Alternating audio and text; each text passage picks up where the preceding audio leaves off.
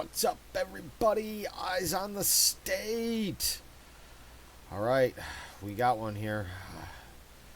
This was just signed out. Look at this. Look at this executive order here that they just signed out. I mean, whoa. Whoa. Whoa. Look at this. Strengthening and unleashing America's law enforcement to pursue criminals and protect innocent citizens. Signed April 28th of 2025.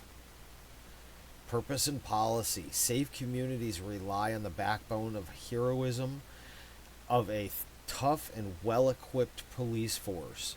My administration is steadfastly committed to empowering state and local law enforcement to firmly police dangerous criminal behavior and protect innocent citizens. When local leaders demonize law enforcement and impose legal and political handcuffs that make aggressively enforcing law impossible, crime thrives. So, you look down through here and look at what this is going to do. The Attorney General shall take all appropriate action to create a mechanism to provide legal resources and indemnification to law enforcement officers who unjustly incur expenses and liabilities for actions taken during the performance of their official duties to enforce the law. This mechanism shall include the use of private sector pro bono assistance for such law enforcement officers. Do you guys hear this? You're seeing what this is, right?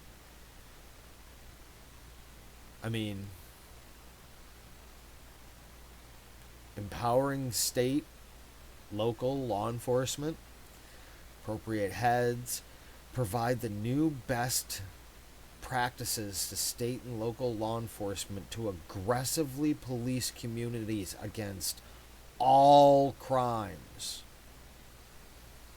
I see Okeechobee committing crimes. The government's committing crimes openly. They're violating Florida statute 286.0111. But they're still doing it, and nobody's arresting them. So is it just for us, or is it going to include them too? Increase pay and benefits for law enforcement officers. Strengthen and expand legal protections. Seek extended, enhanced sentences for crimes against law enforcement officers. Promote investment in the security and capacity of prisons and increase the investment in and collection, distribution, and uniformity of crime data across jurisdictions. I thought we already had that. I thought the NCIC and all that stuff already did all that kind of stuff. This one right here, the investment in security and capacity of prisons, sounds like this is not a good thing either. This one is going to be abused very, very, very quickly and very, very, very, very badly. I can see this coming right now. Okay. Watch this. Using national security assets for law and order. Within 90 days of the date of this order, the Attorney General and the Secretary of Defense, in consultation with the Secretary of Homeland Security and the heads of agencies as appropriate, shall increase the provision of excess military and national security assets in local jurisdictions to assist state and local law enforcement. That means that they're now going to give them tons and tons and tons of ex-military equipment. So the already militarized police departments are going to be even more militarized. Y'all hear that correctly, right? Y'all are getting that, and we're understanding what that's entailing, correct? Correct? Within 90 days of the date of this order, the Secretary of Defense, in coordination with the Attorney General, shall determine how military and national security assets, training, non-lethal capacities, and personnel can be most effectively and utilized to prevent crime. Holding state and local officials accountable.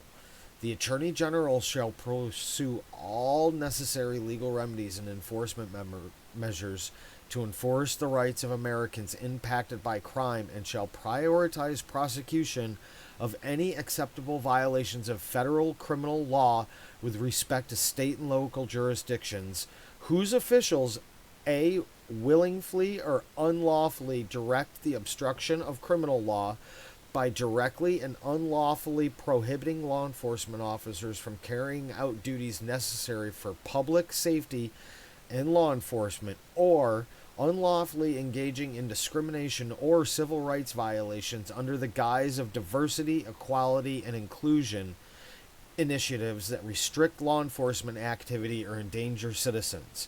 Now, see, there's a key one right there. But you see, it says under the guise of diversity, equality, and inclusion, which, okay, I understand that too. But what is Okeechobee doing? Okeechobee's doing something completely different, but they're still committing civil rights violations. They're still discriminating against viewpoint. They're still doing these things that are against the law, and they're breaking the law. So does that mean that they're going to hold them accountable also for this? Use of Homeland Security task forces. The Attorney General and the Secretary of Homeland Security shall utilize the Homeland Security task forces formed in accordance with Executive Order in January 2025. Protect the people, okay. General provisions. Nothing in this order shall be construed to impair or otherwise affect authority granted by law to an executive department or agency or head thereof. Functions of director, office management for money. Orders shall be implemented consistent with acceptable law and subject to the availability of the appropriations. This order is not intended to and does not create any right, benefit, substantiated, or procedural enforceable at law in equality by any party against the United States, its departments, agencies, or entities, its officers, employees, or agents, or any other person.